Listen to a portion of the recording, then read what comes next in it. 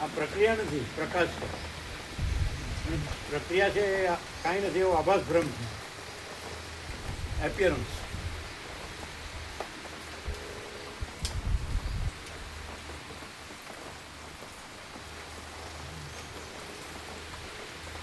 ધારો કે આ જ શબ્દો બધા જાણીને બોલે તો એમાં એનો કાંઈ નથી એવો આભાસ ભ્રમ છે ને, એ મેઇન હોય, પ્રકાશ મેઇન ન હોય. અને પ્રકાશ મેઇન હોય ને તો એમાં કાંઈ નથી એવો આભાસ ભ્રમ કાંઈ ન હોય. ક્લિયર? આને આ જ શબ્દો બોલે કોઈ તો એમાં એનો કાંઈ નથી એવો આભાસ ભ્રમ મેઇન હોય, પ્રકાશ મેઇન ન હોય. અને પ્રકાશ જ હોય તો એમાં પ્રકાશ જ હોય, અને કાંઈ નથી એવો આભાસ ભ્રમ કાંઈ ન હોય. ખબર પડે ને? મૂળજી પ્રભુ ખેતીમાં રોકાણ હતા.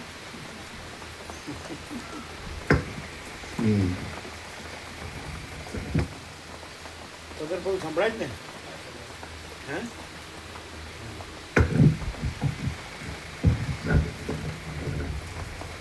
અને કેવળ પ્રકાશ હોય ને તો એને દેખાવની જરૂર નહીં, તો એપિયરન્સ. અને કેવળ પ્રકાશ ન હોય ને ખાલી કાંઈ નથી એવો આભાસ ભ્રમ હોય ને તો એનો દેખાવ શરૂ થઈ જાય. તો કૃત્રિમતા, ઔપચારિકતા નંબર તો આમ એમ સમથિંગ એવું શરૂ થઈ જાય. અને પ્રકાશને એમાં હું છે જ નહીં, સમજાય ને? પ્રકાશ એટલે કૃત્રિમતા, ઔપચારિકતા નંબર ન હોય, શો કે દેખાવ કે પછી પેલામાં ઉપયોગિતાવાદ હોય. હું હોય ને અને હું મોટું કરવાનું હોય એને તો બધું દેખાવનું ઉપયોગિતા હોય. અને એમાં એ કાંઈ નહીં, આધી રાતને 0-0.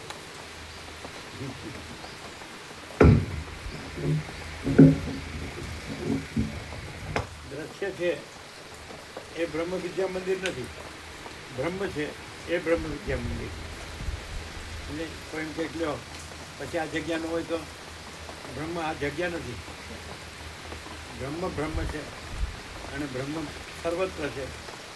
એટલે જ્યાં પણ બ્રહ્મ વિદ્યા મંદિર, બ્રહ્મ બધે છે એટલે બધે બ્રહ્મ વિદ્યા મંદિર. એટલે એવું નથી કે આ જગ્યા કે આ વ્યક્તિ, ખ્યાલ આવે કે આ વ્યવસ્થા 0-0. ઓમ બરાબર છે.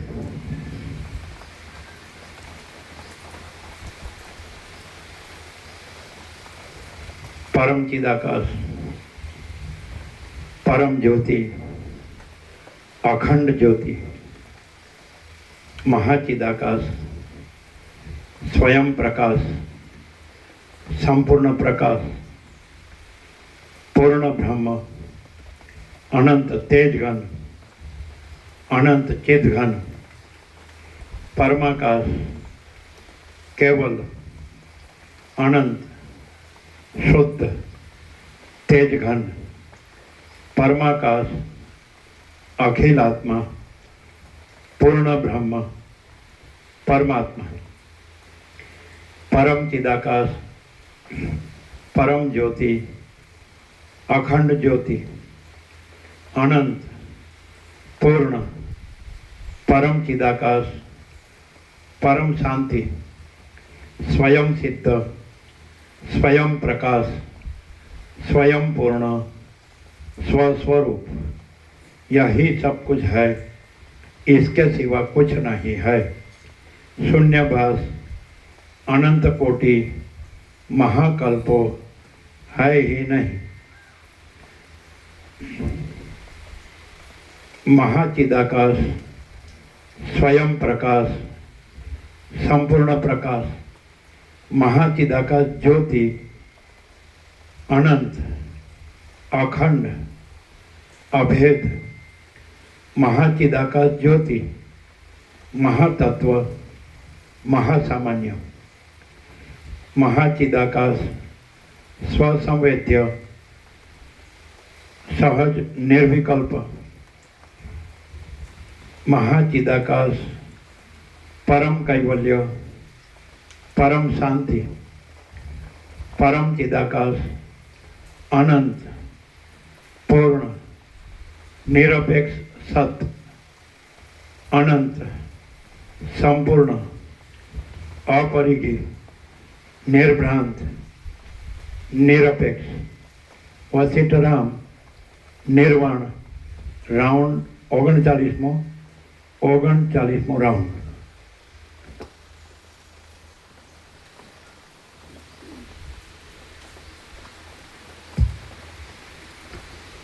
आद्य परब्रह्म सद्गुरु देव की जय.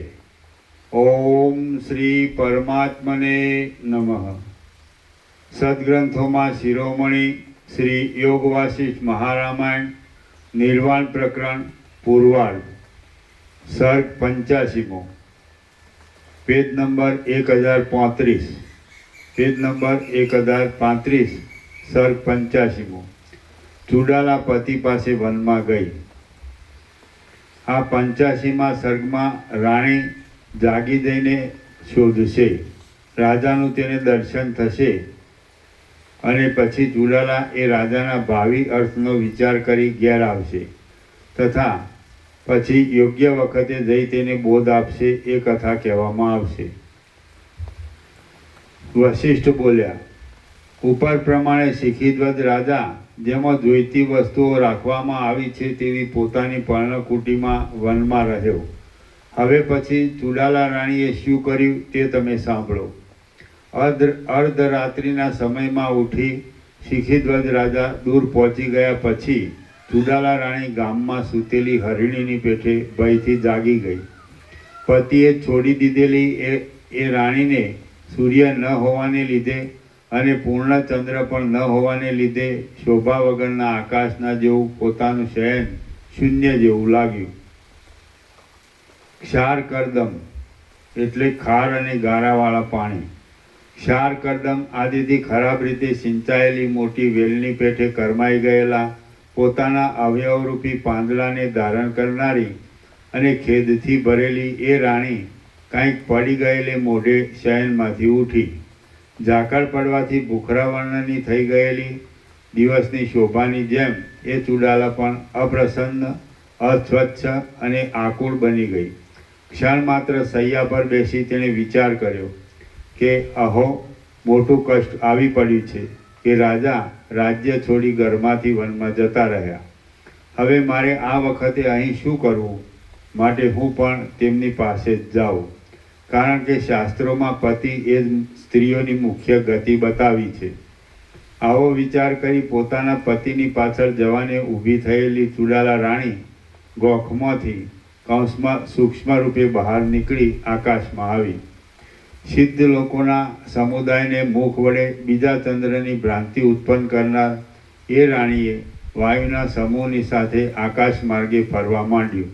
પછી ખડગને ધારણ કરીને વેતાલોને કૌંસમાં ભૂતાવિષ્ટ સબોને ખડગને ધારણ કરીને વેતાલોને ફરવાના સમયમાં રાત્રિમાં એકલો જ ફરતો પોતાનો પતિ જેવી રીતે રાત્રિએ એકલો જતો હતો તેવી જ રીતે તેના જોવામાં આવ્યો. એવી તરહના પોતાના પતિને જોઈ આકાશ માર્ગમાં જ રહી પોતાના પતિનું જે કાંઈ ભવિષ્યમાં નિશ્ચયપૂર્વક થવાનું હતું તેનો એ રાણીએ વિચાર કર્યો. હે રામચંદ્રજી, જે રીતે, જે કાળે, જે નિમિત્તે, જે સ્થાનમાં અને જે ક્રિયાથી જેટલો તે રાજાનો અભ્યુદય થવાનો હતો અને જે તેને પરમપદની ઉત્તમ પ્રાપ્તિ થવાની હતી એ વગેરે જે સગળું અવશ્ય ભાવિ હતું તે કેમ જાણે તેની આગળ મૂર્તિમાન આવીને ઊભું હોય તેમ યોગના બળથી તેના જોવામાં આવ્યું. હે રામચંદ્રજી, જે રીતે, જે કાળે, જે નિમિત્તે, જે સ્થાનમાં અને જે ક્રિયાથી જેટલો તે રાજાનો અભ્યુદય થવાનો હતો અને જે તેને પરમપદની ઉત્તમ પ્રાપ્તિ થવાની હતી એ વગેરે જે સગળું અવશ્ય ભાવિ હતું તે કેમ જાણે તેની આગળ મૂર્તિમાન આવીને ઊભું હોય તેમ યોગના બળથી તેના જોવામાં આવ્યું. અને તે ભાવિને અનુકૂળ જ વર્તવાને માટે તે રાણી રાજા પાસે ગઈ નહીં. મારે હમણાં તે રાજા પાસે જવું નહીં, પણ ઘણો લાંબો કાળ ગયા પછી જ તેની પાસે જવું એવો દૈવનો નિશ્ચય છે. એવો વિચાર કરી ચૂડાલા પાછી પોતાના અંતઃપુરમાં આવી. અને શંકરના મસ્તક ઉપર રહેલી ચંદ્રમાની કળાની પેઠે પોતાની શૈયા પર આવી સૂઈ રહી. પછી કોઈ પણ કારણને લીધે રાજા હમણાં બહાર ગયેલા છે એમ શહેરમાં માણસોને સમજાવી પોતે ત્યાં જ રહી. જેમ કોઈ ડાંગરના ક્યારાની રક્ષા કરનારી સ્ત્રી તેના ક્યારાની રક્ષા કરે તેમ સર્વમાં સમદ્રષ્ટિ રાખી તે ક્રમે કરીને એ રાણી પતિના રાજ્યની રક્ષા કરવા લાગી. રાજ્યમાં રહેવાથી રાજ્યની રક્ષા કરવાને લીધે અને વનમાં રહેવાથી વનની રક્ષા કરવાને લીધે એકબીજાના મુખને નહીં દેખનારા એ બંને સ્ત્રી પુરુષનો એ પ્રમાણે કાળ જવા લાગ્યો. શિખીધ્વજ રાજાના વનની અંદર તથા ચુડાલાના પોતાના દરબારગઢની અંદર દિવસ, પક્ષ, માસ, ઋતુ અને વર્ષો જવા લાગ્યા. આ સંબંધમાં વિશેષ તો શું કહેવું, પરંતુ 18 વર્ષ સુધી ચુડાલા પોતાના ઘરમાં અંતઃપુરમાં રહી અને રાજા વનની ઝાડીમાં નિવાસ કરી રહ્યા. મંદરાચળની તળેટીની ગુફા પાસે પર્ણકુટી બાંધી રહેનારા એ શિખીધ્વજ રાજાને ઘણા વર્ષો વીતી જવાને લીધે વૃદ્ધાવસ્થા આવી ગઈ. ત્યાં સુધીમાં તેની વાસનાઓનો પરિપાક પણ આવી જશે એમ ધારી ચુડાલાએ તેની વાટ જોઈ. ઉપર જણાવ્યા પ્રમાણે જ્યારે ઘણા વર્ષો વનમાં ગયાથી રાજાને વૃદ્ધાવસ્થા પ્રાપ્ત થઈ ત્યારે પોતાનાથી એટલે ચુડાલાથી જે કંઈ કાર્ય થવાનું દૈવના તરફથી ભાવિ તરીકે નિર્માણ થઈ ગયેલું છે તેનો વખત આવી ગયાથી પતિની કૌંસમાં શિખીધ્વજ રાજાની પાસે જવાનો આ મારે સમય છે એમ વિચાર કરી ચુડાલાએ મંદરાચળની પાસે જ્યાં રાજા છે ત્યાં જવાનો નિશ્ચય કર્યો અને પોતાના દરબારગઢમાંથી તે રાત્રિને વખતે આકાશ માર્ગે ઉતરી. વાયુના વેગની સાથે તેણે ગમન કરવા માંડ્યું. માર્ગમાં જતાં જતાં આકાશમાં તેણે કલ્પવૃક્ષની પાસેની મનમાનીથી રીતે મળેલા કલ્પવૃક્ષના વસ્ત્રો વડે ઢંકાયેલા રત્નના હારોથી શણગારેલી નંદનવનના બગીચાઓમાં રહેનારી અને પતિ વિશે આસક્તિવાળી સિદ્ધ અભિસારિકાઓ કૌંસમાં રમણની ઈચ્છાથી સિદ્ધ લોકો પાસે આવનારી સ્ત્રીઓ સિદ્ધ અભિસારિકાઓની ઈચ્છાથી તે ચુડાલા જોવામાં આવી. પતિ વિશે આસક્તિવાળી સિદ્ધ અભિસારિકાઓ તે ચુડાલાના જોવામાં આવી. ચંદ્રમાની કળાઓનો સ્પર્શ કરનારા, હિમના કણોને વરસાવનારા અને ઉત્તમ સિદ્ધ પુરુષો પાસેથી પુષ્પમાળા, કસ્તુરી આદિના સુગંધને ગ્રહણ કરી તેનો ફેલાવો કરનારા પવનોનો તે રાણીને સ્પર્શ થયો. આકાશમાં આવતા તેણે ચંદ્રબિંબ રૂપી અમૃત સમુદ્રના મોટા તરંગરૂપ નિર્મળ ચાંદની દીઠી.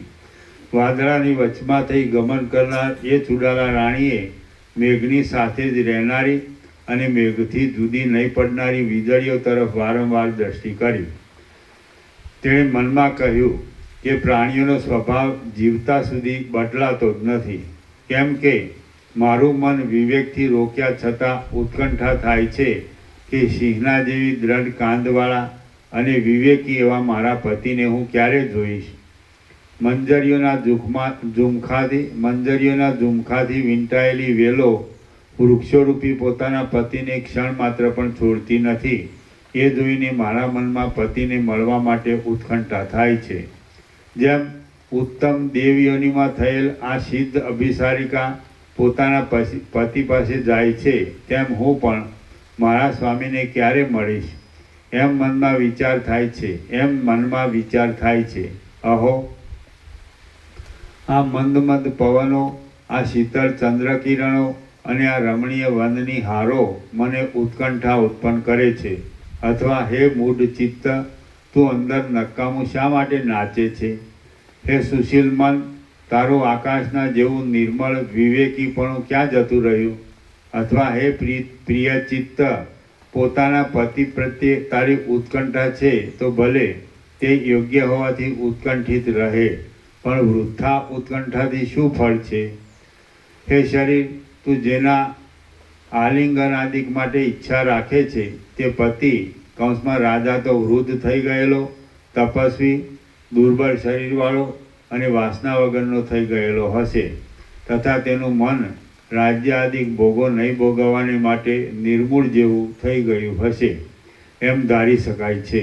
જેમ વર્ષાકાળની નાની નદી કોઈ મહાનદમાં એકરસ થઈ જઈ જુદી જોવામાં આવતી નથી, તેમ એ પતિની વાસના લતા પણ અદૃશ્ય થઈ ગયેલી હશે એમ લાગે છે.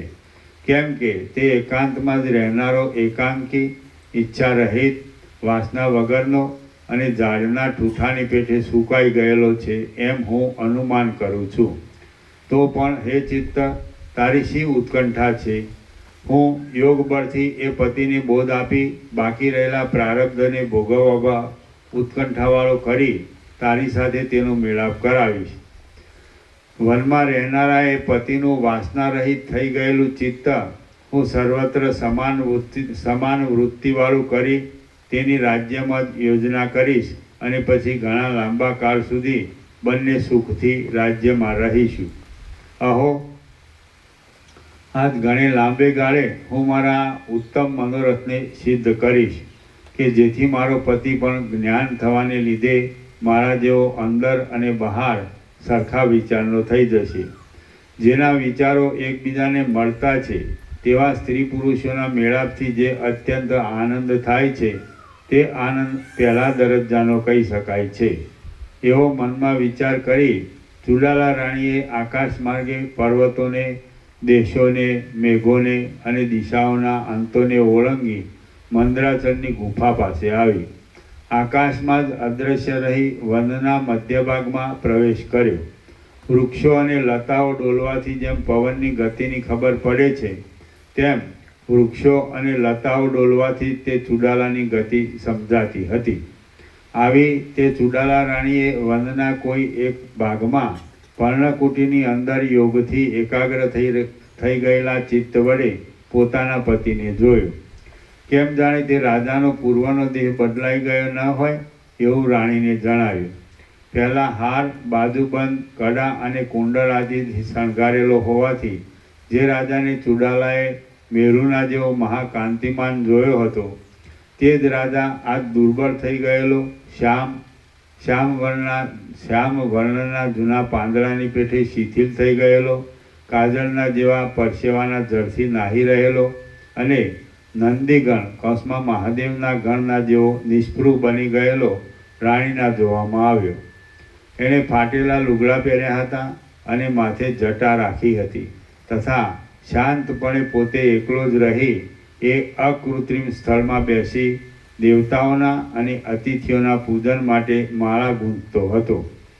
આવી સ્થિતિમાં પોતાના પતિને જોઈ સુંદર અંગવાળી અને ઘાટા સ્તનવાળી એ ચુડાલા રાણીએ મનમાં કંઈક ખેદ લાવી પોતાના મનથી જ વિચાર કર્યો કે આત્માને ન જાણવાવાળું અહો આ મૂર્ખપણું કેટલું વિષમ છે કે જેથી આવા રાજા જેવાની પણ એ મૂર્ખાઈની કૃપા થવાથી આ દશા થાય છે.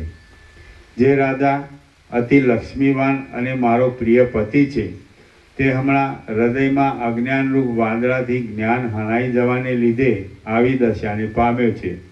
માટે અવશ્ય આજે જ મારા પતિને વિદિત વેદ્ય કૌંસમાં જાણવાનું સર્વ જાણી લીધું છે એવો તત્વજ્ઞ બનાવી ભોગ અને મોક્ષ એ બંનેની શોભા તેને મળે એવો ઉપાય કરીશ. પરંતુ જે આ કૌંસમાં રાણીનું રૂપ હમણાં છે તે છોડી દઈ કોઈ બીજે જ રૂપે હું અતિ ઉત્તમ બોધ આપવાને તેની પાસે જાઉં. કારણ કે જો આ રૂપે જ હું જઈશ તો રાજા આ મારી રાણી છે અને તે મૂર્ખ છે એમ સમજી મારા બોલવા ઉપર ધ્યાન આપશે નહીં. માટે હું ક્ષણવારમાં તપસ્વીનું રૂપ લઈ તેને બોધ આપું છું. મારો પતિ વાસનાઓનો પાક આવી જવાથી પાકટ બુદ્ધિવાળો થઈ ગયેલો છે. માટે હમણાં તેના નિર્મળ ચિત્તમાં પોતાના આત્મતત્વનું બરાબર પ્રતિબિંબ પડશે. આવો વિચાર કરી ચુડાલાએ બ્રાહ્મણ પુત્રનું રૂપ ધારણ કર્યું. પછી જળ જેમ ક્ષણમાત્રમાં તરંગરૂપ થઈ જાય છે તેમ ક્ષણમાત્રમાં કંઈક ધ્યાન વડે તે રાણી બીજું રૂપ ગ્રહણ કરી બ્રાહ્મણના પુત્ર રૂપે વનમાં આવી અને મંદ હાસ્ય વડે મુખ સુશોભિત રાખી પોતાના પતિ પાસે પહોંચી. કેમ જાણે તપની મૂર્તિ જ હોય તેવો દેખાવ આપતો એ બ્રાહ્મણ પુત્ર બીજા વનમાંથી પોતાની પાસેના પ્રદેશમાં આવતો રાજાએ જોયો.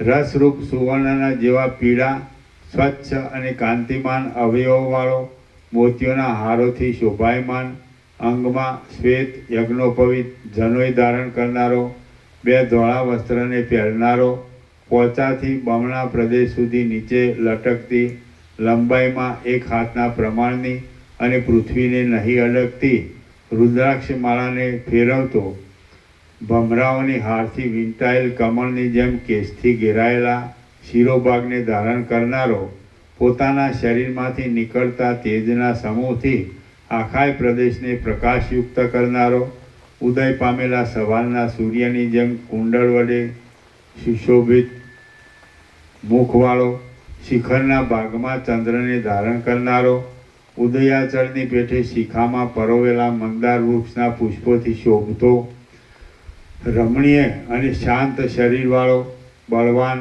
જીતેન્દ્રિય, બરફના જેવા ધોળા ભસ્મના તિલકથી શોભતો, દેખાવમાં રમણીય અને મેરુ પર્વતના સુવર્ણના તટમાં ચાલતા ગંગાના પ્રવાહમાં જેનું પ્રતિબિંબ પડ્યું છે તેવા પૂર્ણચંદ્રની જેમ ચંચળ દેખાતો એ બ્રાહ્મણ પુત્ર રાજાની દ્રષ્ટિએ પડ્યો. તે બ્રાહ્મણ પુત્રને જોઈ શિખીધ્વજ રાજા આ કોઈ દેવપુત્ર આવે છે એવી બુદ્ધિથી ઊભો થયો અને તેણે પોતાની પાદુકા કૌંસમાં ચાખડીઓ કાઢી નાખી. હે દેવપુત્ર, નમસ્કાર છે, આપ આ આસન પર બેસો એમ કહી પોતાના હાથ વડે તેને પાંદડાનું આસન બતાવ્યું અને જેમ ચંદ્રમાં કમળખંડના પાંદડા ઉપર હિમના કટકા નાખે તેમ એ બ્રાહ્મણ બાળકના હાથમાં ફૂલની અંજલિ આપી. હે રાજર્ષિ, તમને નમસ્કાર છે એમ કહી તેમણે આપેલા પુષ્પો ગ્રહણ કરીને તે બ્રાહ્મણ પુત્ર પાંદડાના આસન ઉપર બેઠો. શિખીધ્વજ રાજા બોલ્યો, હે મહાભાગ્યવાન દેવપુત્ર, આપનું અહીં ક્યાંથી પધારવું થયું છે? આજ મને આપના દર્શન થયા તેથી મારો દિવસ સફળ થયો એમ હું માનું છું. કૌંસમાં અહીં પધારી મને માન આપનાર હે દેવપુત્ર, આ અર્ઘ્ય, આ પાદ્ય અને આ પુષ્પો તથા આ ગૂંથેલી માળા છે તે સર્વ આપ ગ્રહણ કરો. આપનું કલ્યાણ થાઓ. વશિષ્ઠ બોલ્યા, હે નિષ્પાપ રામચંદ્રજી, શિખીધ્વજ રાજાએ એ પ્રમાણે કહી બ્રાહ્મણના પુત્ર રૂપે આવેલ પોતાની પ્રિય પત્ની ચુડાલાને શાસ્ત્ર મર્યાદા પ્રમાણે પાદ્ય, અર્ઘ્ય, માળા અને પુષ્પો આપ્યા. ચુડાલા બોલી, પૃથ્વીમાં હું ઘણા સ્થાનોમાં ફર્યો છું, પરંતુ તમારા તરફથી મારી જેવી પૂજા થઈ તેવી પૂજા બીજા કોઈ તરફથી થયેલી નથી. હે નિષ્પાપ રાજર્ષિ, સુંદર અને ઘટે તેવા વિનયથી તમે અત્યંત ચિરંજીવી થશો એમ હું માનું છું. હે નિર્મળ રાજર્ષિ, ફળના સંકલ્પ વગરના આ મહાતપનો સંગ્રહ શું તમે મોક્ષ માટે જ કર્યો છે? હે શાંત રાજર્ષિ, ક્રોધ વગરના સંન્યાસીઓ અને વાનપ્રસ્થાશ્રમીઓના વ્રતરૂપ આ મોટા જંગલનું સેવન આપને માટે તલવારની ધાર જેવું અતિ કઠિન છે, કેમ કે સર્વ સંપત્તિવાળા રાજ્યનો ત્યાગ કરી તમે વનવાસનો અંગીકાર કર્યો છે. શિખીધ્વજ રાજા બોલ્યો, હે મહારાજ, આપ દેવ છો એટલે સર્વ જાણી શકો છો, તેમાં શું વિસ્મય છે? ચિહ્નરૂપ અલૌકિક શોભા વડે જ આપનું દેવપણું જણાઈ રહે છે. આપના આ અવયવો ચંદ્રમાંથી બનેલા હોય એમ મને લાગે છે, અથવા વધારે શું કહેવું, ફક્ત આપના જોવાથી જ કેમ જાણે આપ અમૃતથી મારું સિંચન કરતા હો તેવો આનંદ થાય છે. હે સુંદર દેવપુત્ર, મારી એક મનોહર પ્રિય પત્ની છે કે જે હાલમાં મારા રાજ્યની રક્ષા કરે છે. તેના અવયવો પણ આપના જેવા જ મારા જોવામાં આવેલા છે. જેમ મેરુ પર્વત ધોળા વાદળાથી પોતાના શિખરને ઢાંકી દે તેમ આપ શાંત અને મનોહર શરીરને પગથી માથા સુધી આ પુષ્પમાળાથી ઢાંકી લ્યો. નિર્મળ ચંદ્રમાના જેવું તેજસ્વી અને પુષ્પની પાંખડી જેવું આપનું કોમળ અંગ સૂર્યના તેજથી કરમાઈ ગયેલું છે એમ હું માનું છું. દેવ પૂજન માટે ભેગા કરેલા આ પુષ્પોની મેં માળા ગૂંથેલી છે. તે હે પ્રિય દેવપુત્ર, આપ પહેરીને તેને સફળ બનાવો. પૂજન કરવાથી અતિથિ જીવન સફળ થાય છે, કેમ કે સત્પુરુષોને દેવના કરતાં પણ અતિથિ વધારે પૂજવા યોગ્ય છે. નિર્મળ ચંદ્ર જેવા મનોહર મુખવાળા હે પ્રિય દેવપુત્ર, આપ પહેરીને તેને સફળ બનાવો. પૂજન કરવાથી અતિથિ જીવન સફળ થાય છે, કેમ કે સત્પુરુષોને દેવના કરતાં પણ અતિથિ વધારે પૂજવા યોગ્ય છે. નિર્મળ ચંદ્ર જેવા મનોહર મુખવાળા હે દેવપુત્ર, આપ કોણ છો, કોના પુત્ર છો અને શા માટે આપ અહીં પધાર્યા છો, એ મારા સંદેહને આપ કૃપા કરીને દૂર કરો. ચુડાલા બોલી, હે રાજા, મને આપે પૂછ્યું તે પ્રમાણે હું પૂરેપૂરું આપને કહું છું, તે સાંભળો. જે નમ્રતા રાખીને પૂછે તેને કયો પુરુષ છેતરે, કોઈ પણ ના છેતરે. આ જગતમાં નારદ નામના મુનિ છે. તેમના શરીરનો વર્ણ પવિત્ર અને પુણ્યશાળી લક્ષ્મીના મનોહર મુખના કપૂરના તિલક જેવો સ્વચ્છ છે. તે મહાત્મા નારદ મુનિ એક સમયે મેરુ પર્વતની ગુફામાં ધ્યાન લગાવી બેઠા હતા, કે જ્યાં મેરુ પર્વતના સુવર્ણમય તટમાં મોટા તરંગોવાળી ગંગા પણ વહે છે. એ ગંગા મેરુલક્ષ્મીમાં પોતાના રૂપ વડે પ્રકાશ પામતી હારલતાના જેવી અતિ રમણીય ભાસે છે. એક દિવસે નારદ મુનિએ ગંગા નદીને કિનારે કંકણોના શબ્દોવાળો જળ ક્રીડાના કોલાહલનો શબ્દ સાંભળ્યો. આ શું છે એમ અતિ આશ્ચર્ય પામી તેમણે ગંગા નદી તરફ કંઈક દ્રષ્ટિ ફેરવી તો શૃંગાર ચેષ્ટાથી જળ ક્રીડા વડે રમણ કરી જળમાંથી બહાર નીકળતો રંભા, તિલોત્તમા આદિ અપ્સરાઓનો સમૂહ તેમના જોવામાં આવ્યો, કે જે પુરુષ રહિત એ પ્રદેશમાં વસ્ત્રોનો ત્યાગ કરી ક્રીડા કરતો હતો. સુવર્ણના કમળની કળીના જેવા મનોહર સ્તનમંડળ વડે ફળોથી વીંટાયેલા વૃક્ષની પેઠે તેઓ પરસ્પર વીંટાયા હતા. તેમની શોભતી સાથળો પ્રવાહરૂપે રહેલા સુવર્ણ રસના મોટા પૂરના જેવી પીળી અને તેજોમય કાંતિની પૂર્ણતાને લીધે કામ મંદિરના સ્તંભના જેવો ભાવ બતાવતી હતી. તેમના શરીરની સુંદરતાનો રસ પ્રવાહ ગંગાના પૂરનો તિરસ્કાર કરતો હતો, કે જે આકાશ ગંગા પોતાના જળની નિર્મળતાને લીધે સ્વચ્છ દેખાતા ચંદ્ર પ્રતિબિંબથી શોભતી હતી. કામદેવના કિલ્લારૂપ એવી તે અપ્સરાઓ નંદનવનમાં ક્રીડા કરવા માટે કામરથના ચક્રરૂપ બની ગયેલ પોતાના નિતંબ ભાગરૂપ તટોથી ગંગાજળને રોકી રાખી બીજે માર્ગે લઈ જતી હતી. તે અપ્સરાઓના શરીરો અત્યંત સ્વચ્છ હોવાથી તેમાં એકબીજાના પ્રતિબિંબ પડતા હતા, અને તેથી જાણે કે સાક્ષાત વિશ્વરૂપ હોય તેવા તે લાગતા હતા. અને તેથી તે વિશ્વરૂપ અપ્સરાઓનું વૃંદ જાણે કે સાક્ષાત કલ્પતરુ હોય તેવું જણાતું હતું. જે કાળરૂપ કલ્પવૃક્ષને વર્ષોરૂપી અનેક થડ હતા. અયન, માસ અને ઋતુઓરૂપી અનેક ડાળીઓ હતી. દિવસોરૂપી કળીઓ હતી. પખવાડિયારૂપી પાંદડા હતા. તાપરૂપી પુષ્પનો પરાગ હતો. ગગનરૂપી નંદનવનમાં તે શોભતું હતું. દેવોરૂપી પક્ષીઓનો તેની ઉપર વસવાટ હતો, અને સાત સમુદ્રરૂપી તેને મોટો ક્યારો હતો. એવો તે અપ્સરાઓનો સમુદાય કાળાત્મક ભગવદરૂપી કલ્પવૃક્ષમાંથી પ્રગટ થયેલ કૌંસમાં ગીતા પ્રતિપાદિત વિશ્વરૂપના જેવો ચોતરફ સર્વ અંગોનો દેખાવ આપતો સ્તનરૂપ ગુચ્છના સમુદાયો સાથે કમળોનું સરખાપણું હોવાથી ઈર્ષ્યાના કારણને લીધે તેને નાળમાંથી સંપૂર્ણ ઉખેડી લઈ કરમાવી નાખનાર ચપળ કેશ, કીકીઓ અને નાના વાળરૂપી ભમરાઓથી શોભતો હતો. વળી તે સુવર્ણના વિકસેલા કમળોથી સુશોભિત, કમલિનીના પલ્લવોથી ઢંકાયેલી અને શીતળ ગંગા તીરમાં જળ સ્પર્શથી નિર્મળ થઈ ગયેલી, જાણે કે રાહુ અને ગરુડ વગેરે કે જે અમૃત હરવાવાળા છે તેઓના ભયથી દેવોએ ગંગાજીના તટ પર મેરુની ગુફામાં ગુપ્ત રાખવા માટે ચંદ્રમંડળો રૂપી અમૃતની કળાઓ એકઠી કરી હોય તેમ રમણીય અને કાંતિમાન હોવાથી મનને હરણ કરનાર એ અપ્સરાઓના સમુદાયને જોઈ નારદ ઋષિનું મન કામાતુર થવાથી તત્કાળ વિવેકંશને ભૂલી ગયું. ચિત્તમાં હર્ષ થવાથી પ્રાણવાયુમાં પણ ક્ષોભ થયો. તેથી જેમ રસથી પૂર્ણ પાકી ગયેલું ફળ નીચે પડે અને જેમ વર્ષા ઋતુમાં મેઘ વૃષ્ટિ રૂપે પડે તેમ આનંદિત થયેલ એ નારદ મુનિનું વીર્ય પણ કામાકુળપણાને લીધે સ્ખલિત થયું. હે રાજશ્રેષ્ઠ, શાખા તથા મૂળનું છેદન થતાં વૃક્ષ જેમ નિસાર થાય તેમ અને હિમકણને સ્ત્રવતા ચંદ્રની જેમ તથા ખંડિત થયેલા મૃણાલની જેમ એ મુનિ નિસાર થયા.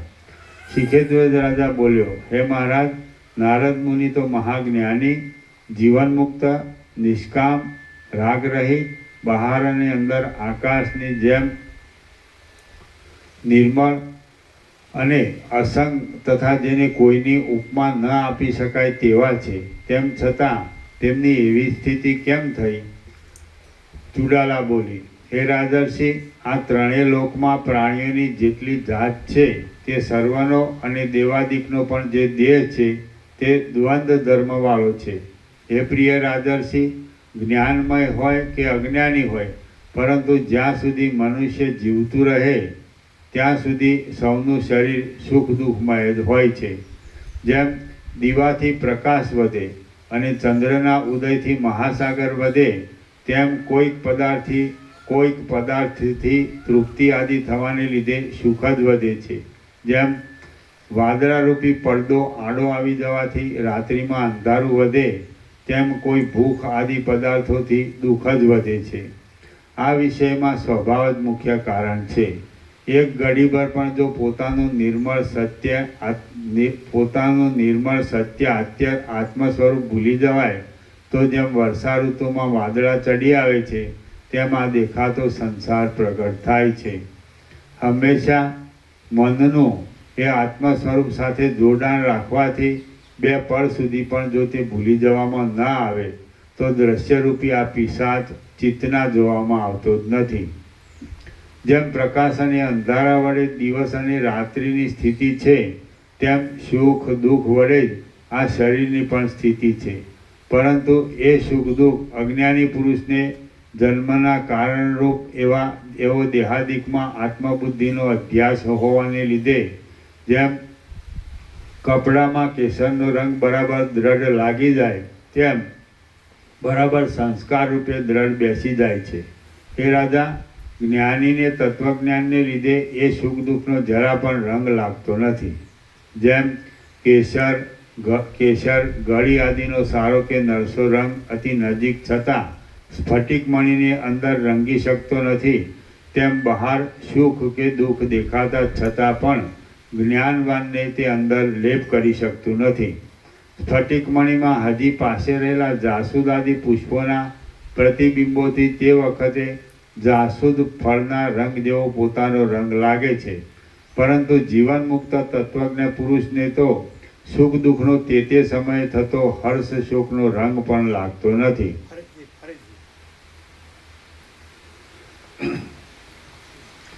હે રાજા, જ્ઞાનીને તત્વજ્ઞાનને લીધે એ સુખ દુઃખનો જરા પણ રંગ લાગતો નથી. જેમ કેસર ગળી આદિનો સારો કે નરસો રંગ અતિ નજીક છતાં સ્ફટિક મણીને અંદર રંગી શકતો નથી, તેમ બહાર સુખ કે દુઃખ દેખાતા છતાં પણ જ્ઞાનવાનને તે અંદર લેપ કરી શકતું નથી. સ્ફટિક મણીમાં હજી પાસે રહેલા જાસૂદ આદિ પુષ્પોના પ્રતિબિંબોથી તે વખતે જાસૂદ ફળના રંગ જેવો પોતાનો રંગ લાગે છે. પરંતુ જીવન મુક્ત તત્વજ્ઞ પુરુષને તો સુખ દુઃખનો તે સમયે થતો હર્ષ શોકનો રંગ પણ લાગતો નથી. પ્રતિબિંબ શબ્દ છે એટલે જે અખંડ બ્રહ્મ સૂર્ય છે તત્વવેતા જીવન મુક્ત અખંડ જ્યોતિ સ્વરૂપ પરમાત્મા, તેમાં પ્રતિબિંબ સંભવ જ નથી. કારણ કે દ્રષ્ટાંતમાં તો આભાસનું દ્રષ્ટાંત છે અને એમાં જો જાસૂદ વગેરે કોઈ પણ બીજી જુદી વસ્તુ હોય ને એક સ્ફટિક મણી જુદો હોય એમાં એનું પ્રતિબિંબ અને અખંડ બ્રહ્મ સૂર્યમાં પ્રતિબિંબ કોઈ વસ્તુ જ નથી, શેનું પ્રતિબિંબ પડે? એટલે અખંડ બ્રહ્મ સૂર્ય જ છે, તત્વવેતા જીવન ઉત્તર, પરમ ચિદાકાશ, પરમ જ્યોતિ, અખંડ જ્યોતિ. બરાબર છે? આગળ જ કીધું ને, આજે આવી ગયું પ્રતિબિંબ. એટલે પ્રતિભાસ શબ્દ પણ એપ્રોપ્રિએટ નથી. એપિયરન્સ શબ્દ ચાલે. કેવી રીતે? એ પણ જે અખંડ બ્રહ્મ સૂર્યમાં જે કાંઈ નથી એવો જે આભાસ બ્રહ્મ છે, હું ને જગત, સમજાય? એના જ સાપેક્ષ કીધું છે એપિયરન્સ. પ્રતિભાસ ન કહેવાય, એપિયરન્સ એટલે આભાસ બ્રહ્મ, કાંઈ નથી એવો આભાસ બ્રહ્મ, હું ને જગત. પ્રતિભાસ શબ્દ ના આવે. એટલે પ્રક્રિયાના શબ્દો છે અને પ્રકાશ જે છે પોતે છે એ શબ્દો નથી, વિચારવાણી શબ્દ જ નથી, પ્રકાશ. તો પ્રકાશ જે છે, સમજાય કે નહીં? તો એ આખા જુદું જ પડે. પ્રક્રિયાના શબ્દો હોય અને પ્રકાશ શબ્દાન્વિત થયો હોય. હું પોતે અનંત પૂર્ણ પરબ્રહ્મ છું. તો પ્રકાશ છે શબ્દાન્વિત થયો હોય તો શબ્દ ન હોય, પ્રકાશ જ હોય. અને પ્રક્રિયાનો શબ્દ હોય એ આભાસ બ્રહ્મ હોય. એટલે આખું પ્રક્રિયામાં ગમે એટલો નિપુણ થયો હોય માસ્ટર, તો પણ એ આભાસ બ્રહ્મનો જ હોય માસ્ટર, સમજાય? એટલે દાખલા તરીકે શિક્ષક હોય તો એ ભણ્યું હોય ને ભણાવતો હોય, એવી રીતે આ બધા થઈ ગયા હોય ગુરુ કથા કરો ઉપદેશક, તો એ શાસ્ત્રો છે એને વાંચીને, સમજાય? અને પછી એનું એ લેક્ચર કરતા હોય. એ પ્રકાશ ન હોય ને એને શાંતિ ન થાય. પ્રકાશ હોય એમાં શાંતિ હોય, આનંદ હોય. પેલામાં આનંદ ને શાંતિ ન હોય, શુષ્કતા ને નીરસતા હોય. અને આ અકૃત્રિમ અનૌપચારિક ને અનાડંબર હોય. પેલામાં કૃત્રિમતા, ઔપચારિકતા ને આડંબર હોય.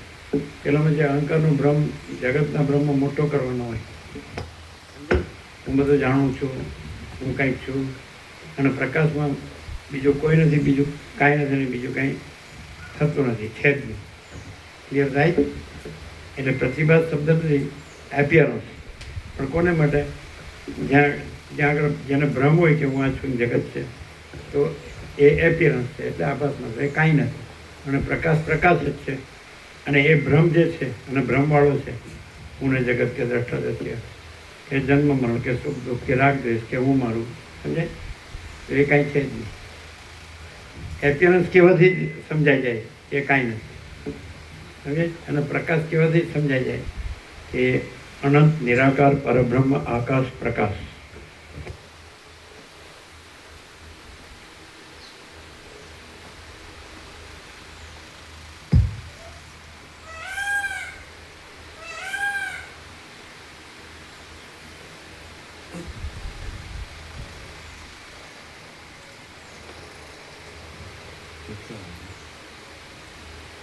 સ્ફટિકમણી, જાસૂદનો રંગ, લાલ પ્રતિબિંબ.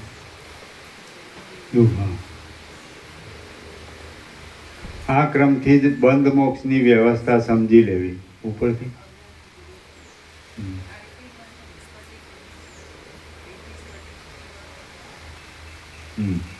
સ્ફટિકમણીમાં હાજી પાસે રહેલા જાસૂદાદી પુષ્પોના પ્રતિબિંબોથી તે વખતે જાસૂદ ફળના રંગ જેવો પોતાનો રંગ લાગે છે.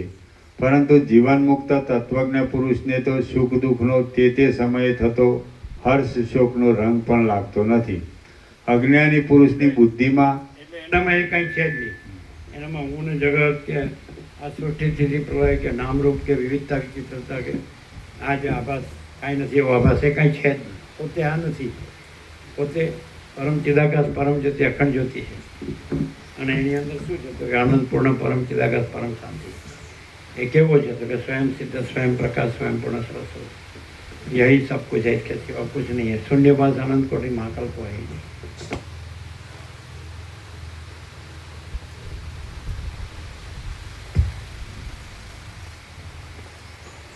અજ્ઞાની પુરુષની બુદ્ધિમાં સુખ દુઃખનો સંબંધ માત્ર થવાથી તેનો ઘાટો રંગ બેસી જાય છે.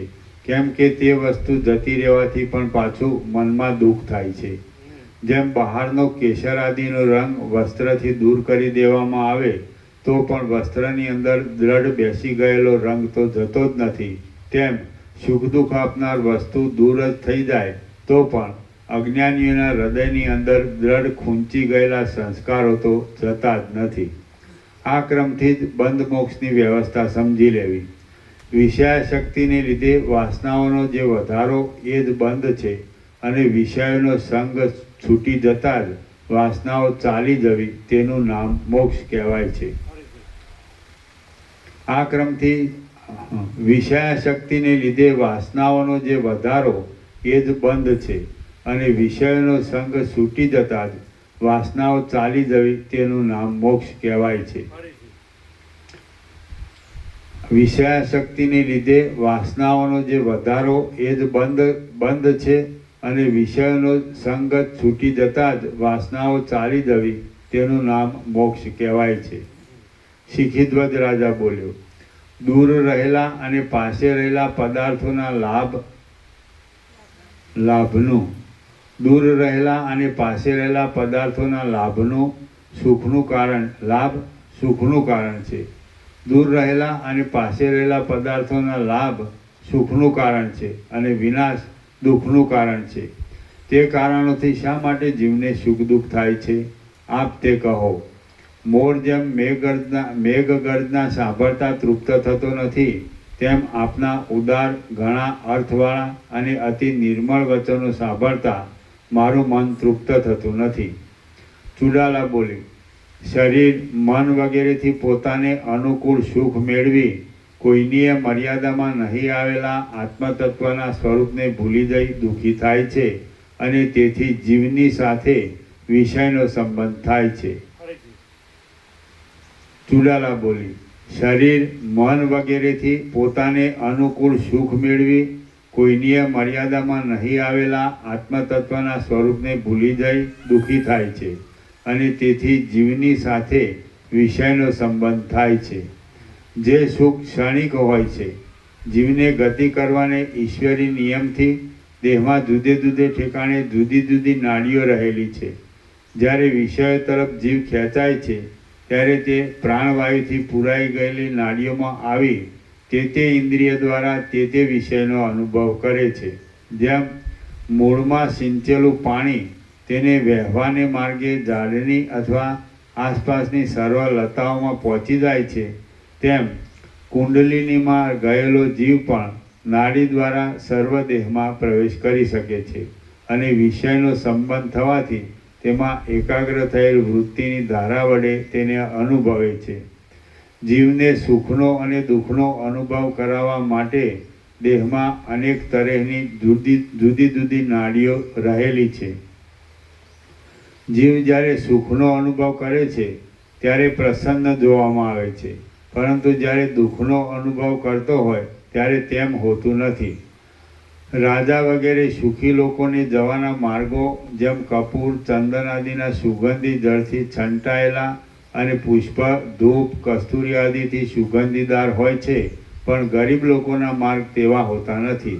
તે પ્રમાણે જ્ઞાની અને અજ્ઞાનીઓના માર્ગમાં ભેદ રહેલો છે. જીવ જેટલે અંશે ચંચળ નાડી માર્ગમાં પ્રવેશ કરી ચંચળતા વગરનો અને સંકલ્પ રહિત થઈ શાંત રહે તેટલે અંશે તમે તેને મુક્ત જ સમજો.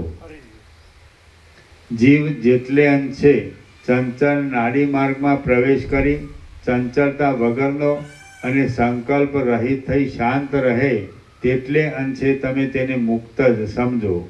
અને જેટલે અંશે પ્રાણવાયુની ચપળતાને લીધે જીવ પણ ચંચળ થઈ જઈ વિશેષ સંકલ્પો કરે તેટલે અંશે તમે તેને બંધાયેલો જાણો.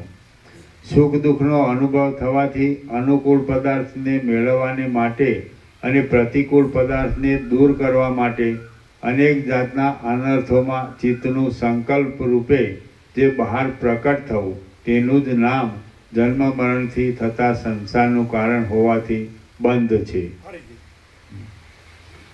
સુખ દુઃખનો અનુભવ થવાથી અનુકૂળ પદાર્થને મેળવવા માટે અને પ્રતિકૂળ પદાર્થને દૂર કરવા માટે અનેક જાતના અનર્થોમાં ચિત્તનું સંકલ્પ રૂપે જે બહાર પ્રકટ થવું તેનું જ નામ જન્મ મરણથી થતા સંસારનું કારણ હોવાથી બંધ છે.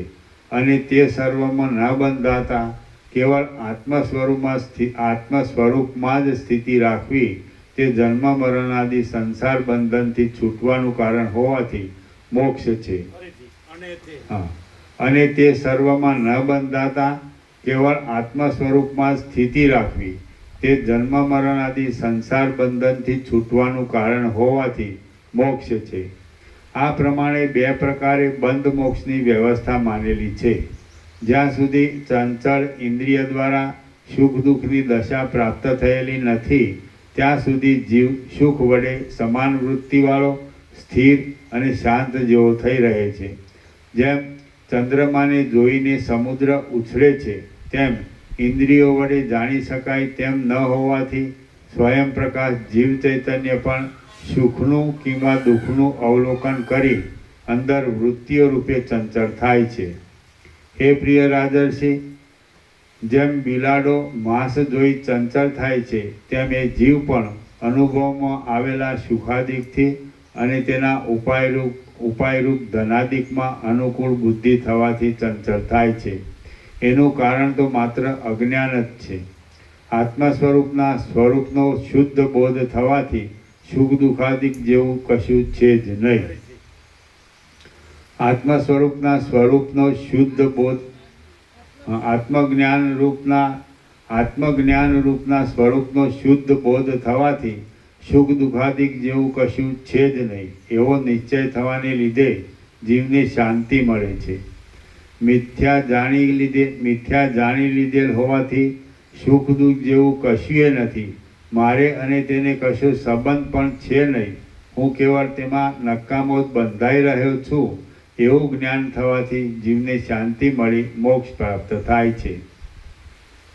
જે વિષય સંબંધી બહારના સુખો અનુભવમાં આવે છે તે ખરું જોતા મિથ્યા હોવાથી છે જ નહીં અને તે જે રૂપે પ્રતીત થાય છે તે રૂપ પણ અવાસ્તવિક હોવાથી વાસ્તવ નથી.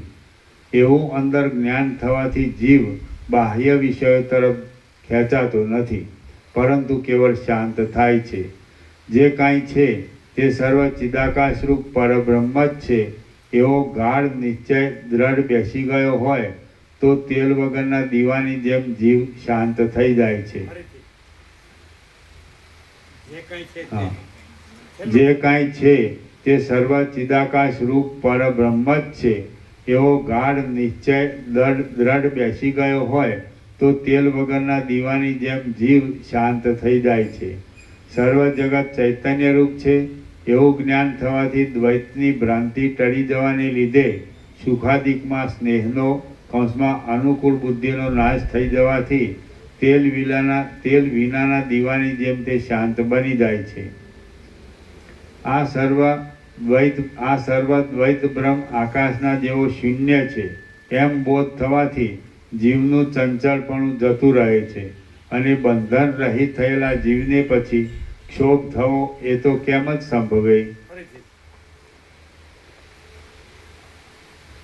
છેલ્લું આ સર્વ દ્વૈત બ્રહ્મ આકાશના જેવો શૂન્ય છે એમ બોધ થવાથી જીવનું ચંચળપણું જતું રહે છે અને બંધન રહિત થયેલા જીવને પછી ક્ષોભ થવો એ તો કેમ જ સંભવે.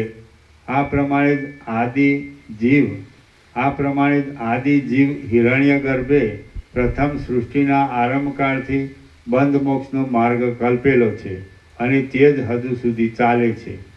શિખીધ્વજ રાજા બોલ્યો, હે દેવપુત્ર, જ્યારે જીવ સુખનો અનુભવ કરાવવાને માટે નાડીઓમાં ફરે છે ત્યારે વીર્યનું સ્ખલન શી રીતે થાય છે તે આપ કહો. ચુડાલા બોલી, સ્ત્રીના શરીરને જોવાથી વાસના જાગતાની સાથે જીવ ચૈતન્ય આકુળ વ્યાકુળ થાય છે. જેમ રાજા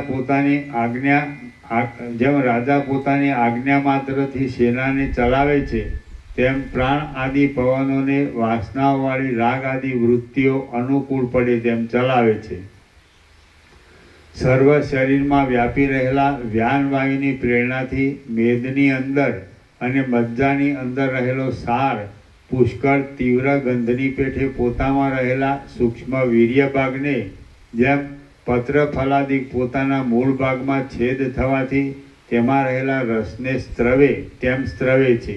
જેમ મેઘગર્જનામાં સહાય કરતા અનુકૂળ વાયુથી આકાશમાં વાદળા ભેગા થઈ જઈ તેનું જળ વૃષ્ટિ દ્વારા નીચે પડે છે, તેમ સર્વ ધાતુઓના સારરૂપ એ વીર્ય પણ સર્વ અંગમાંથી ચંચળ થઈ વીર્યવાહિની નાડી દ્વારા સ્વભાવતઃ નીચે ઉતરી આવે છે. શિખીધ્વજ રાજા બોલ્યો, હે દેવપુત્ર, આપ મહાતત્વજ્ઞ છો. પૂર્વકાળની વ્યવહારિક સ્થિતિને પણ આપ સારી રીતે જાણો છો એમ આપના વચનોથી જણાય છે. તો સ્વભાવ શું છે તે આપ કહો. ચુડાલા બોલી, કાકતાલીય ન્યાયની જેમ અથવા જેમ જળમાં પરપોટા ઉત્પન્ન થઈ પાછા નાશ પામી જાય છે તે રીતે કિંવા ગુણાક્ષર ન્યાયથી, એટલે એક ગુણ નામનો જીવડો લાકડાને કોતરી ખાય છે, તેના ઘર્ષણથી કોઈ વખત અક્ષર જેવો આકાર બની આવે છે તેની પેઠે. તે રીતે કિંવા ગુણાક્ષર ન્યાયથી પ્રથમ સૃષ્ટિના આરંભકાળમાં સૃષ્ટિની રચના થતી વખતે સબલ બ્રહ્મને ઘટ પટ અવટ કૌંસમાં ભુવિવર ઘટ પટ અવટ આદિ રૂપે જે પદાર્થો જેવા ધર્મવાળા પોતાના આત્મામાં તત્કાળ સ્ફુરી આવ્યા તેઓનો જ આજ દિવસ સુધી નહીં બદલાયેલો અને સૃષ્ટિ પર્યંત કાયમ રહેનાર આદિ નિયમ જ વિદ્વાનોએ સ્વભાવ એવા નામથી કહેલો છે.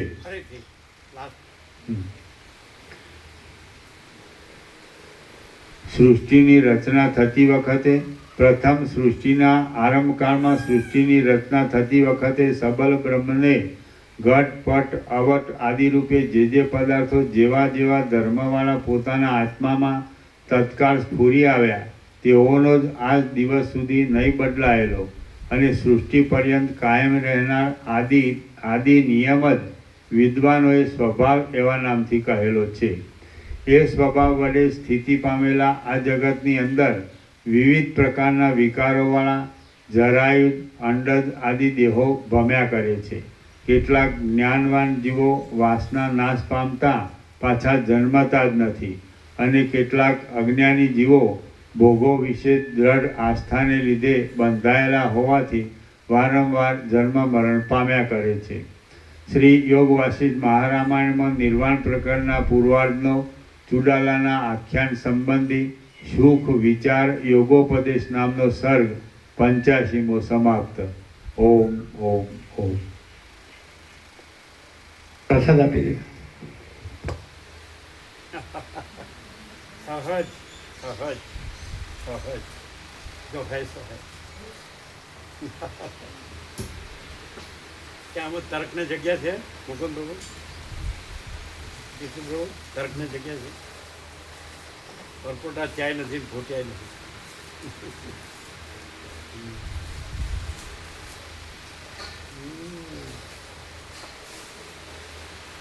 પેલા નારાયણ સ્વામી કીધું ને આણંદી વાળા, वैराग्य आत्मज्ञान परमाकाश परम शांति वासना भोगो धन गधा मजूरी दुख अशांति करोड़ों ग्रंथों का सार आ गया.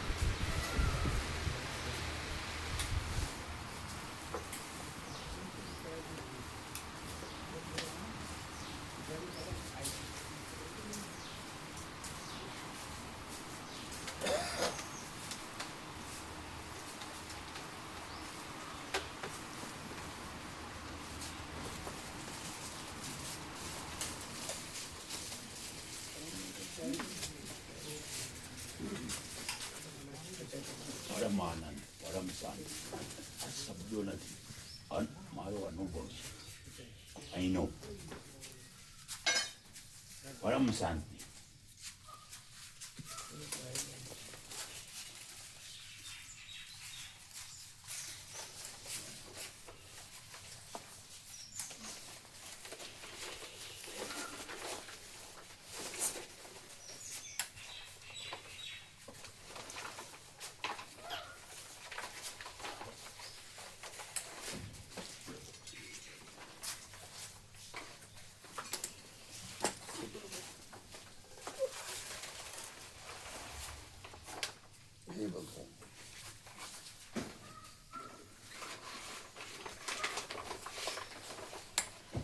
અમે અત્યારે જઈએ છીએ તો બપોરે પહેલા બપોરે મળી જાય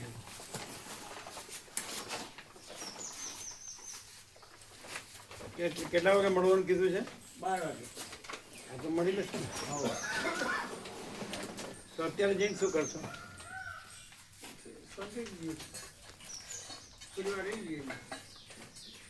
હા ના ત્યાં સીતામઢી પાસે જવું જ જવાય.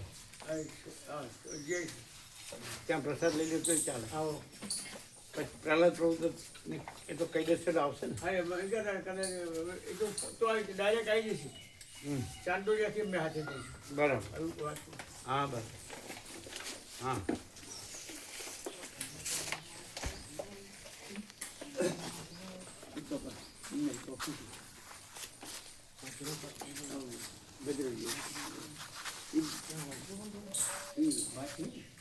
બારી જઈને આવી ગયા છે મેન.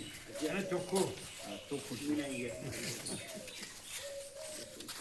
રૂબરૂ વાંચી ચુડાલા ક્યાંની છે ખબર?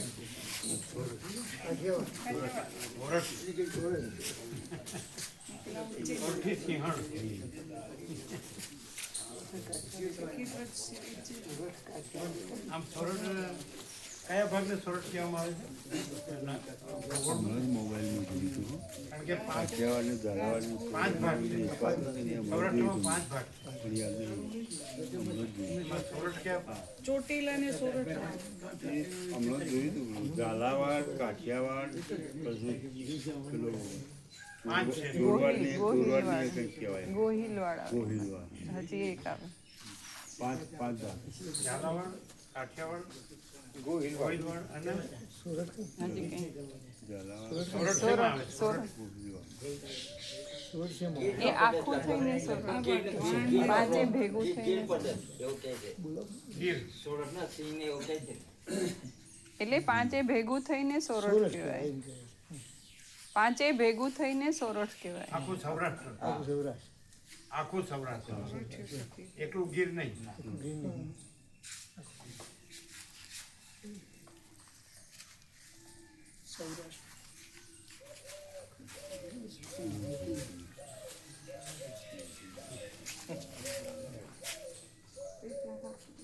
સેવા આપી દી ભાઈ.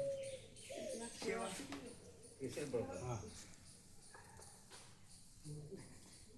હવે પ્રસાદ લેવાનો લઈ લો. પ્રસાદ તો લઈ લીધો. ચીનપુર રહેજો સાથે. નોંધી લો બરાબર.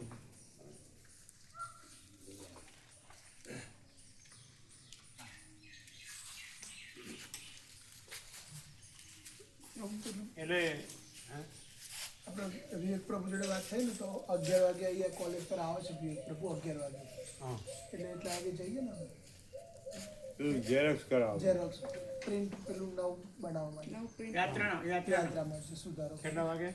11 વાગે કહેતા હતા 11 વાગે અમે આવી ગયા કોલેજ. એટલે હજી વાર છે ને હજી. હા હમ. તમે ચાપણી નાસ્તો કર્યા? હા ખરા હમ. તો તમે 00માં જનરલના 41 થી 60 લખશો ને? 41 સાઈડ. Group number 3. હમ.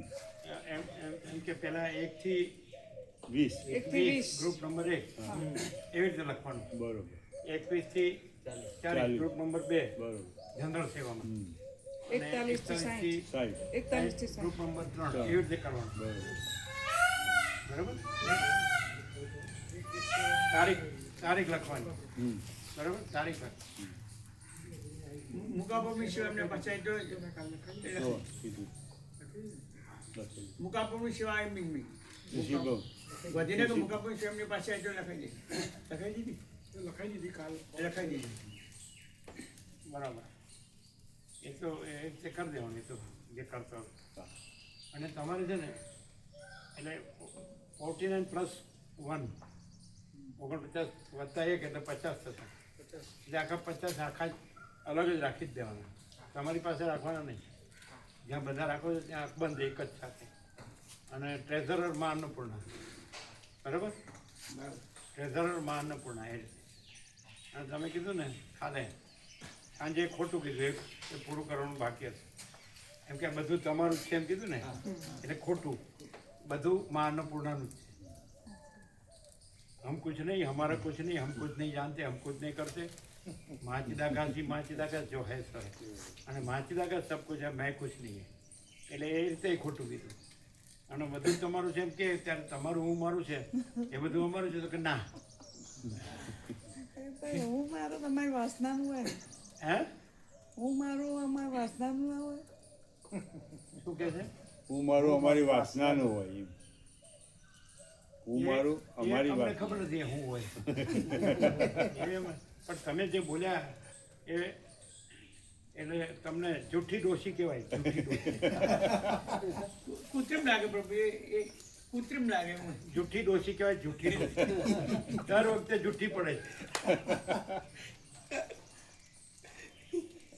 પછી એ બધું આ બધું બોલે વેદાંત બ્રહ્મજ્ઞાન, તો એ અમે નથી જાણતા. પેલા વસિત કે છે અજ્ઞાની શું જાણે છે અમે જાણતા નથી. પણ એણે એમ કીધું તો વિરોધાભાસ થાય છે. તો એ આ બધા શબ્દો બોલે છે વાસના અને હું મારું, તો એને ખબર છે કે પરમચિદાકાશ પરમચિત્યખંડ વાસના ભ્રાંતિ અને હું મારું ભ્રાંતિ છે જ નહીં. તો છે જ નહીં એવું ભ્રાંતિ રાખીએ જ એટલે આપણે પ્રકાશ રહી શકતા નથી ને, પરમ પ્રકાશ પરમ આનંદ પરમ શાંતિ રહી શકતા નથી. પેલા હમણાં શું બોલે સાંભળ્યું? હવે સાચું બોલે કે ખોટું? જયસક પ્રભુ કોને સાંભળ્યું? તમે સાંભળ્યું? હા, શું બોલે ખબર? આ બધાએ નથી સાંભળ્યું, નથી સાંભળ્યું. હા બોલો. એટલે પરમ આનંદ પરમ શાંતિ ખાલી શબ્દો નથી કે વાસ્તવિક કે અમને અનુભવાય છે. અને અહીં જ અહીં જ એવો શબ્દ એવું જ છે. હવે સાચું બોલે કે ખોટું, કારીગર છે એ પણ એનો 49 વર્ષનો અનુભવ. બધું આ રીતે બધું બોલવાનું. એટલે જ્યાં આપણે ઉપયોગ કરવો હોય ત્યાં સારું બોલવાનું. અને આપણે તો બગાડવું હોય એટલે સાચું બોલવાનું. આધી રાતને 0 એટલે આપણને છૂટા કરે સામેથી એવું કરવાનું. સામે નાને આપણને છૂટા કરવા હોય, એને છૂટા થવું હોય, અને આપણે છૂટા થવું હોય એને છૂટા કરવા હોય, એટલે આપણે ઝઘડો જ કરવાનો. હા, એટલે આ ઈશ્વરી નિયમ નથી. અનંત પ્રકાશ, અનંત આનંદ, અનંત શાંતિ. ઈશ્વર નિયમ હોય ને તો એ આભાસ ન હોય. ઈશ્વર આભાસ છે, કાંઈ નથી એવો આભાસ છે. એટલે એનું આ બધું શક્તિ અને સૃષ્ટિ સ્થિતિ પ્રલય કાંઈ નહીં એવો આભાસ છે. એટલે એ ઈશ્વરી નિયમ, કાંઈ નથી એવો આભાસ. હેપીયર. અને આ તો પરમ चिदाकाश परम ज्योति अखंड ज्योति, यही सब कुछ है. इसके सिवा कुछ नहीं. આમ બ્રહ્મ વિદ્યા મંદિર જેવું લાગે કેવી રીતે? એમ એ રીતે જ છે.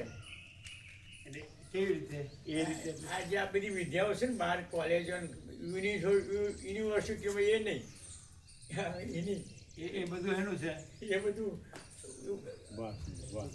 કૃત્રિમ ટર્મ, આ નેચરલ છે, જે છે તે છે એવી રીતે નથી હોય. જે છે તે અકૃત્રિમ, જે છે તે છે એવી રીતે આખું બધું છે. નથી કાંઈ નથી એનો ધખારો. હા, ધખારો અમારી ગામઠી ભાષામાં ધખારો હોય ને એ શીતળ તપવામાં ન હોય, તપવા માટે હોય. એને મોહ દુઃખ મલિનતા સંતાપ ભય શ્રમ શોક. પછી જરા યાદ રાખવાનું કે આ બોર્ડ જે મારી છે બહાર વિવેક પ્રભુએ એ થોડું સુધારવાનું છે. બોર્ડ કાઢીને પછી આપણે લખી આપીશું. એને 12 મહિનો છે એકદમ રોડ ઉપર પેલું યોગા સીટ ઉપર સત્સંગ એવું કર્યું ને, એ સુધારવા જેવું છે.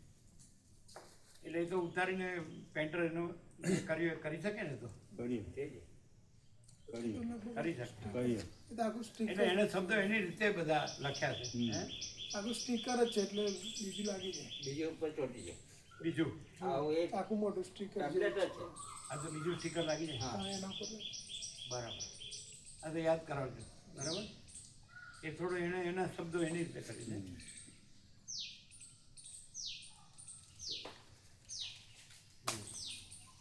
આ તો પ્રસાદ લઈ લો તમે અને સેવાનું 0-0 કરીને પછી જ જજો. હા બસ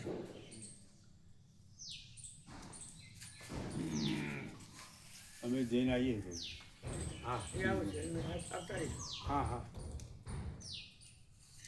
એટલે પેલા એના પ્રભુના ચિરંજીવીએ ના કીધું કઈ ઓર્થોપેડિક MRI કરાય સિવાય એમ તો ખ્યાલ ના આવે અંદર શું થયું છે.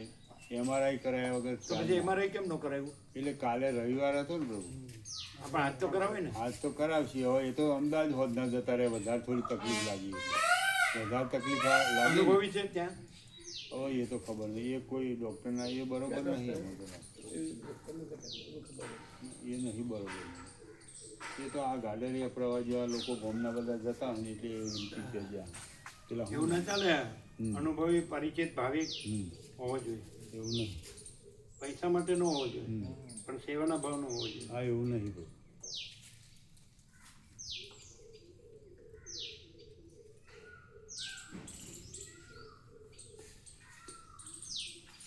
પછી તમે જરા આવજો. હા?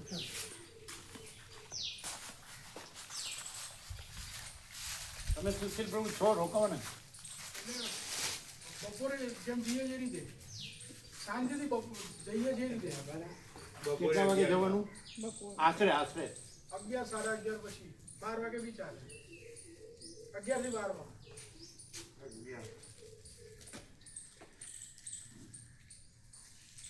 આગળ ચા પાણી નાસ્તો તો કરજો, પછી આવો.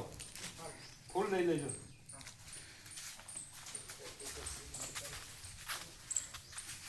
તો જો સુશીલ પ્રભુ આવતા હોય તો પછી તમારે આવવાની જરૂર નહીં. બરાબર. તો તમે પેલું કરાવજો. બરાબર. હવે નીચે લખ્યું હોય કે એક સીટ ખાલી છે, એ પછી કાઢી નાખજો. હા એ બધું કાઢી ખ્યાલ આવે ને? હા પ્રભુ